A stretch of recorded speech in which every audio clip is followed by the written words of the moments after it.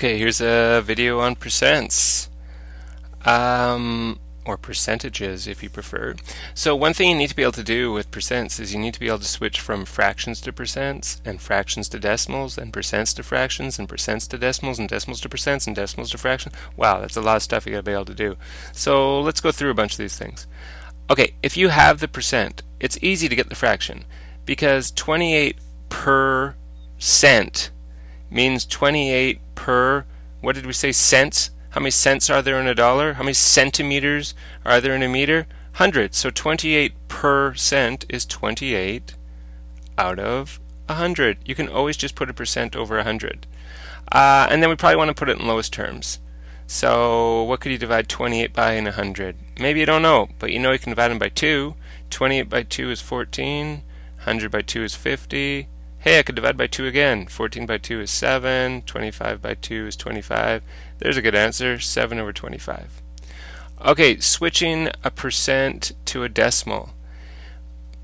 Basically what you do is you take the decimal. Well, I don't see a decimal in this number. Where's the decimal? Decimal's at the end. If you don't see the decimal's at the end. You just take that decimal and you move it over 2 spots to the left. 1, 2. So you get 0.28. Why would that be? Why do you move it over 2 spots to the left? Because 28% is the same as 28 over 100, and as we're going to show you in a second, one way you can change from fractions to decimals is you divide 28. What does this line mean in a fraction? It means divided by 100. So what most people think of when you're changing a percent to decimal is move the decimal over 2 spots. The reason you're doing that is because 28% is the same as 28 over 100, and that means 28 divided by 100. Okay? Alright. 0.74. This time we have a decimal. Guess how you'd go to percents? You'd move the decimal the other way. So you'd move it 2 to the right. 0.74 is 74%.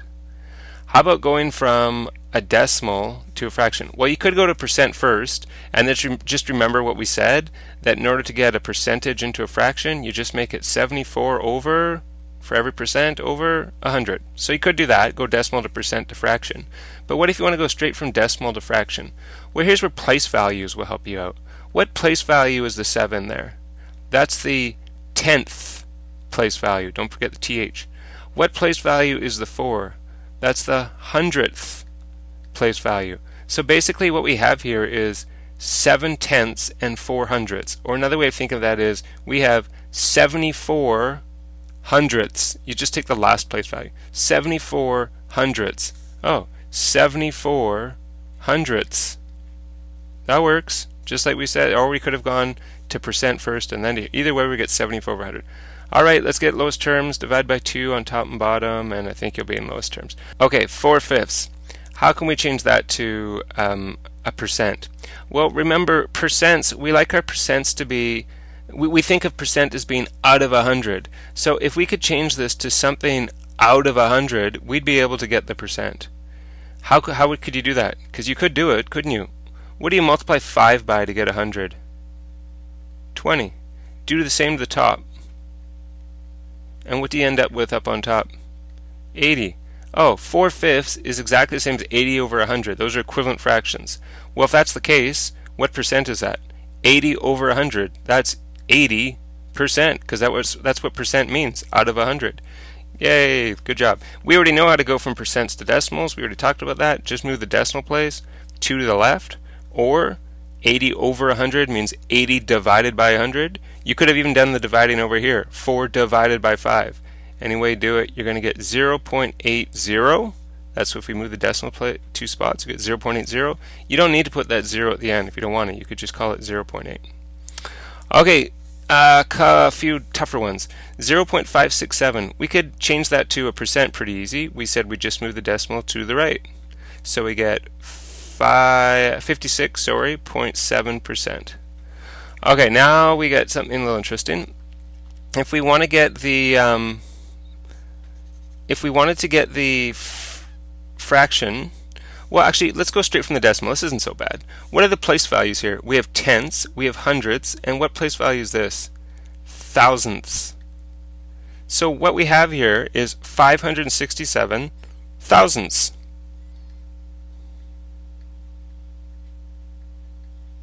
Done. I just want to take a look. What if you'd gone from this value here, this percent, what if you'd gone from there to the fraction? Well, we said for every percent you can just put it over 100, so you'd have 56.7 over 100. But that's not really a great answer. We don't like having decimals in our fractions. So here's what you could do. You could ask yourself, what could I do to this top number to move the decimal over one spot? What do you do to move a decimal one spot? That's the same as multiplying by 10. So I could multiply the top by 10 to move it over one spot, and then I have to do the same to the bottom. 56.7 times 10, 567. 100 times 10, 1,000. It works. There's different ways to do these. If you don't like the ways I'm doing it, I'm fine if you've got your own way. Alright, 3 over 8. Now here's a tougher one, because we said up here that we like it if we can make it over 100, but this isn't so obvious what we multiply 8 by to get 100. So here's an example where you might want to switch it to a decimal first, and then switch it to a percent. How do we switch it to a decimal? We just remember, what does this line mean right here? This line right here means divide. So I'm going to do 3 divided by 8. How am I going to do it?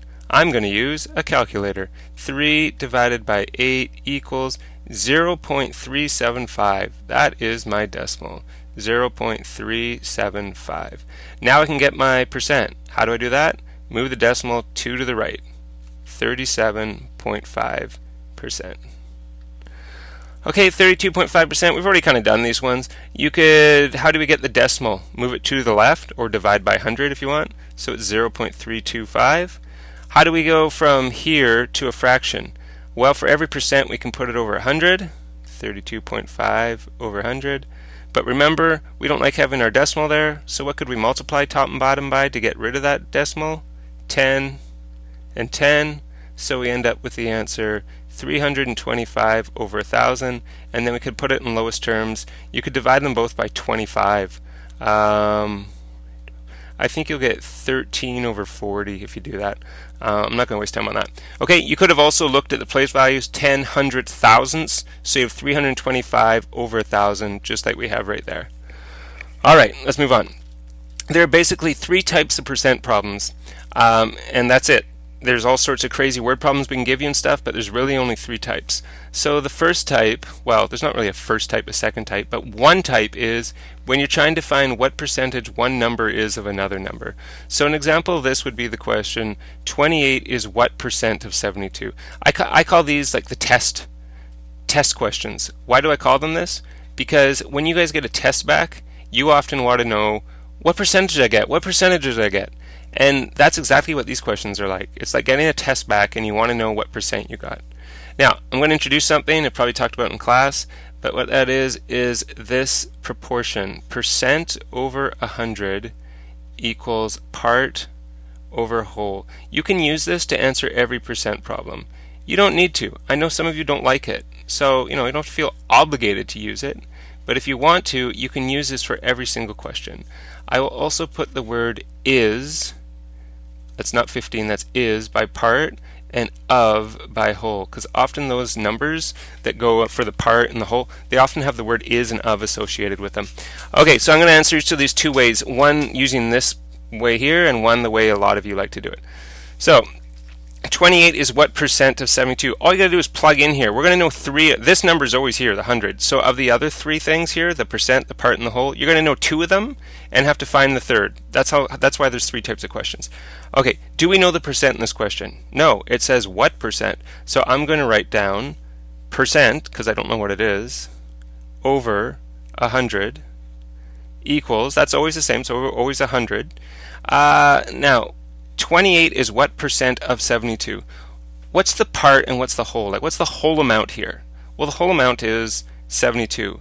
And notice there's the word of right by it, just like I said there often would be. And the part is 28. Okay, what we have now is a proportion that we can now solve by cross-multiplying. Here is a lightning fast reminder of how to cross-multiply. If you have any 2 fractions that are equal to each other and you don't know one thing, the thing I don't know I'll call x. Let's say I don't know this number here. There's the x that I don't know. You can cross-multiply. How do you cross-multiply? You look at the 2 diagonals. Here's one diagonal, here's the other diagonal. Now, one of those diagonals, you know both numbers. That's this one, 25 and 8. The other diagonal, you only know one number, 13, You don't know this number. So what you do is you take the diagonal where you know both the numbers, 25 and 8, and you multiply them. That's a times. I'll put a dot for times. And then you divide by the other number. Okay, so the x value, the one you're trying to know, is equal to 25 times 8 divided by 13. And you take your calculator and you do it. I'm not going to do that right now. Okay, I'm going to whip through all the possibilities. You could have the x in the bottom right part. You could have the x up here. Okay, so you look at the diagonals. Which one of those do you know both of them? This one right here. So x is equal to 15 times 9, because I know both those numbers. And then I would divide by 16. Okay, let's keep going. How about putting the x in the bottom left part? So, I don't know, you can put any numbers you want in here.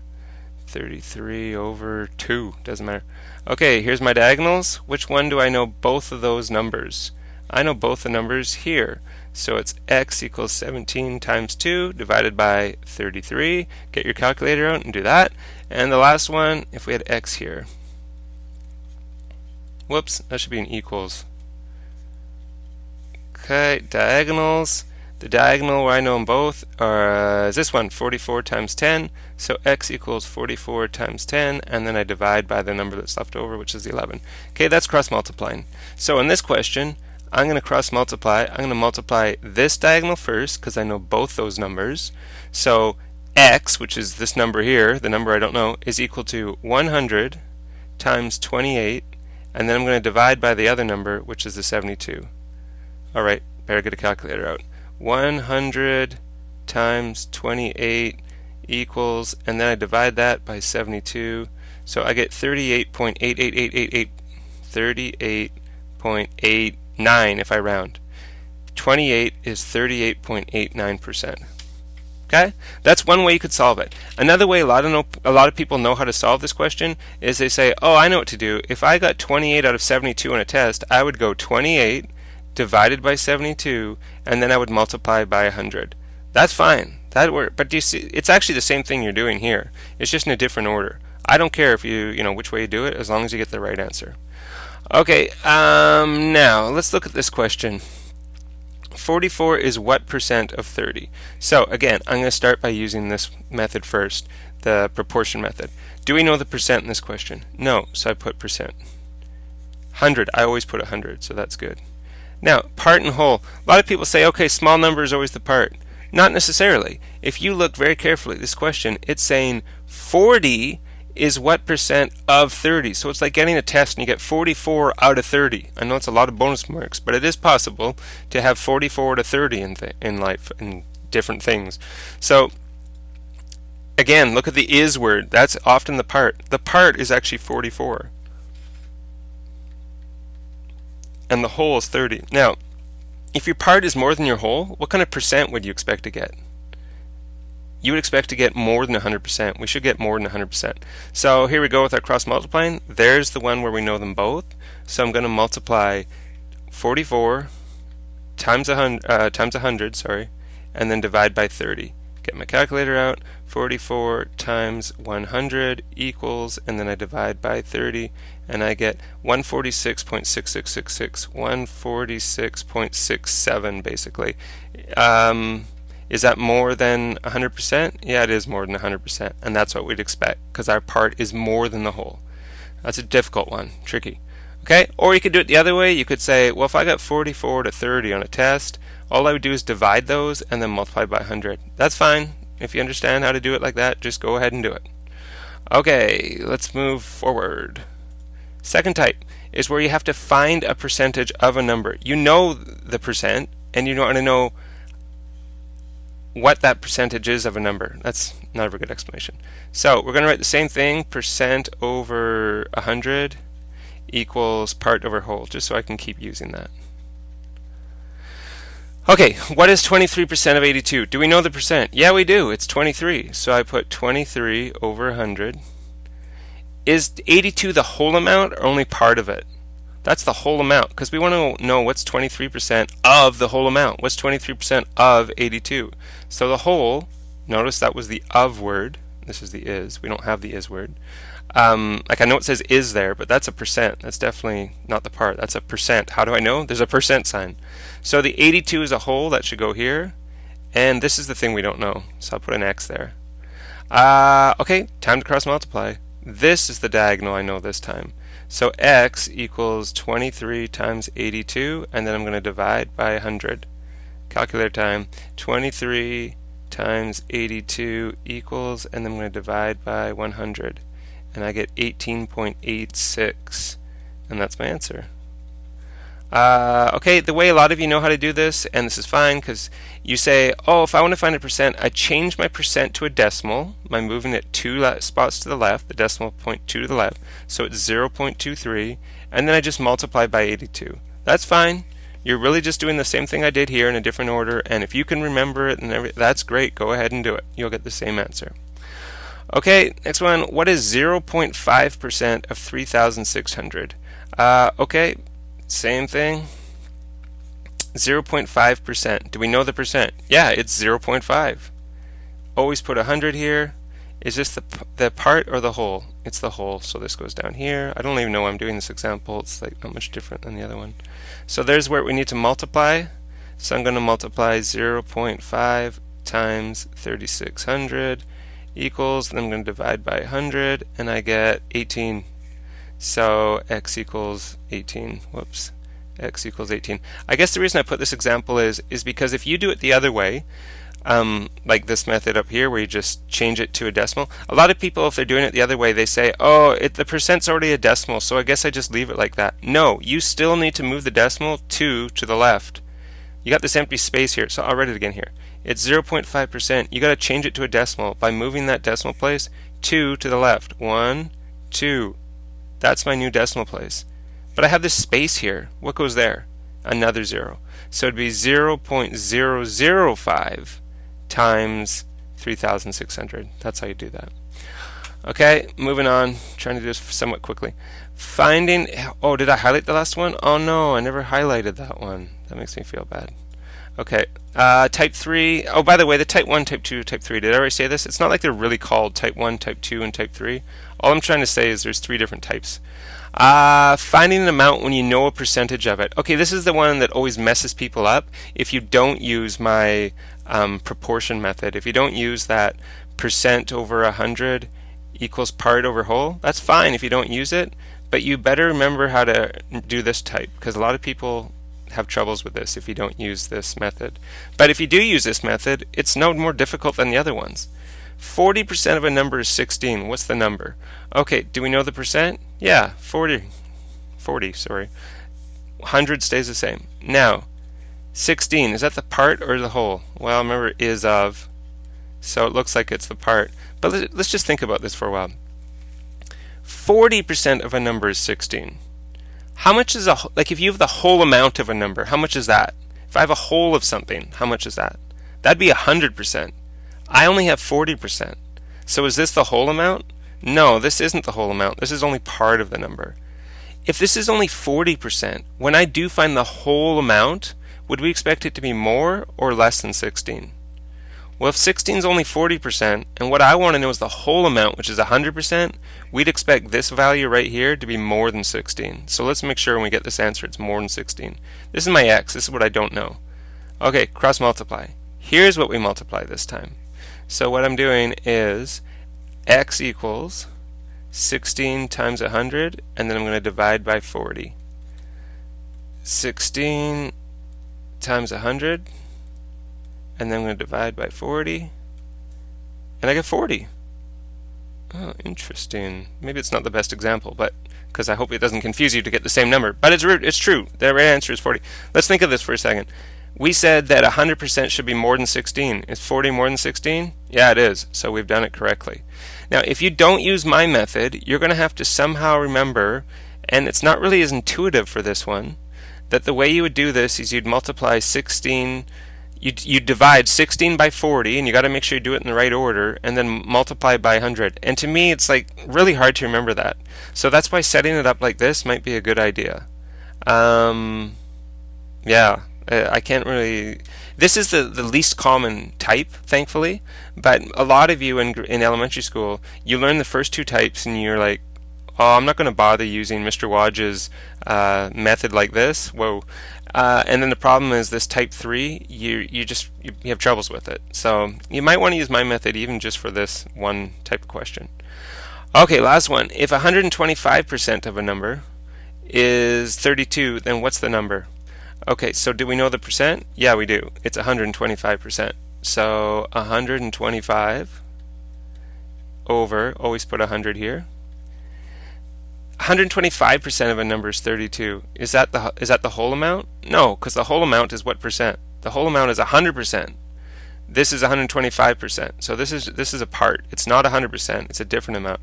But interesting, this question, if this is 125%, 32 is 125%, then would we expect this number in here to be bigger? This x, is it going to be bigger or smaller than 32? It's going to be smaller than 32 because how much this x value here is the whole amount, right? This is the whole. And what percentage is a whole? 100%. So if 32 is 125, that's more than 100%. So when we get our answer, it should be less than 32. Let's check and make sure. We're going to cross multiply by multiplying those two together first. So x equals 100 times 32 and then divided by 125. We should get an answer less than 32. 100 times 32 equals divided by 125. Please be less than 32. Absolutely. We get 25.6. X equals 25.6. It works. Okay, those are the three types of questions there are for percents. There's really nothing else we can ask you except we just make them really complicated by giving you weird word problems and stuff. Isn't that mean that we do that? Oh well, such is life.